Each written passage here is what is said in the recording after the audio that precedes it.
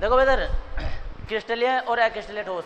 ठोस जो है वो दो प्रकार के होते हैं, और एक होते हैं क्रिस्टल और एक होते हैं अक्रिस्टल। क्रिस्टल के उदाहरण लिखवाए होंगे तुम्हें शायद, चीनी, यूरिया और नमक वगैरह। अक्रिस्टल में आ जाता है प्लास्टिक, रबड़ और कांच भी। हाँ, कांच भी अक्रिस्टलीय ठोस ही होता है। ठीक है, अब बात आ जाती है कि हम पहचानेंगे कैसे। ठीक है, तो देखो दोस्त, सबसे सिंपल से तरीका ये होता है कि क्रिस्टलीय ठोस को फरमे की ज़रूरत नहीं होती है। फरमे का मतलब ये होता है कि अगर हम उन्हें ठोस अवस्था में लेकर आएंगे तो वो बिना किसी फरमे के उसी अवस्था में आएंगे जिस अवस्था में वो रियल में होते हैं। चाहे हम उसे यहाँ जमा लें, चाहे उसे कहीं दिल्ली में ले जाकर जमाओ, पहाड़ों पर ले जाकर जमाओ, या अमेरिका में ले जाकर जमाओ, वो उसी क्रिस्टल में जमेंगे जैसे वो रियल में जमते हैं, मतलब बदलाव नहीं होगा। हाँ, जैसे तुमने देखी कि चीनी चाहे अपने यहाँ की हो या किसी दूसरे के यहाँ की हो या किसी पड़ोसी के यहाँ की भी हो, कहीं की भी हो, सबकी चीनी एक सी होती है। और हाँ, अब बहुतों के दिमाग में आएगा कि यार मोटी पतली हो सकती है। देखो उधर, मोटी पतली से मतलब नहीं है। चीनी को अगर हम तोड़ते रहें तो उसका सबसे छोटा कण जो बचेगा ना, सबसे छोटा कण जो बचेगा वो क्रिस्टल होगा, और हर एक चीनी का उसी तरीके का क्रिस्टल बनेगा। ऐसे नमक का भी होगा। नमक को अगर जब हम तोड़ते रहेंगे तो छोटे से छोटा क्रिस्टल उसका ऐसा बनेगा कि दुनिया में जैसे जितने भी नमक होंगे सबका क्रिस्टल ऐसे ही बनेगा। अब बात आ जाती है अक्रिस्टलीय ठोस की।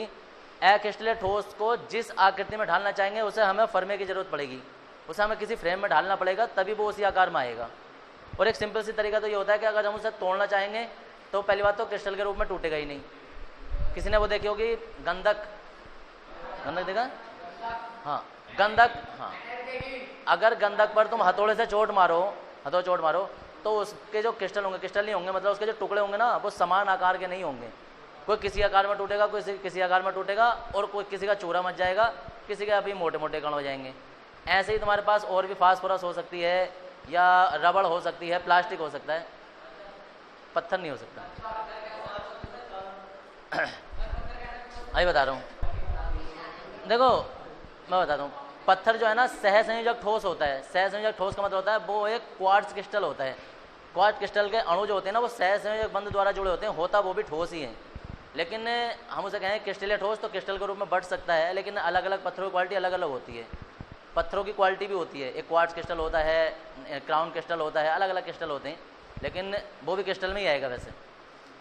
अब ध्यान से समझो जरा, मेरे हाथ में मार्कर है, ठीक है, थोड़ा बंद कर देना सर, ठीक है ना। देखो इधर, मेरे हाथ में मार्कर है। अरे सुनो इधर, अगर ये मार्कर प्लास्टिक का ना हो, अभी तो फिलहाल प्लास्टिक का है, इसे हम आकार में डालना चाहेंगे ढल जाएंगे। सोचो ये कुछ लोहे वगैरह का हो, ठीक है ना, तो एक क्रिस्टलीय ठोस में आ जाएगा। ठीक, हमेशा दबाएंगे, दबना नहीं है। अगर पहली बात तो प्लास्टिक है तो घूम फिर के हमेशा गर्म करना चाहेंगे ना, तो पिघला के वो किसी भी आकार में बदल जाएगा।